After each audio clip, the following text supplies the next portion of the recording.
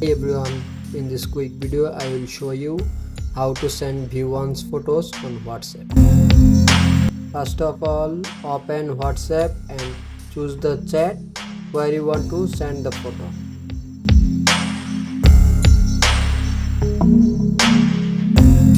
Tap the camera or attachment icon, then select your photo or video. Before sending, look for a small one icon inside a circle next to the send button. Tap that icon. This activates the view once mode. Video help you? Don't forget to like, subscribe and comment below for more WhatsApp tricks. Tata.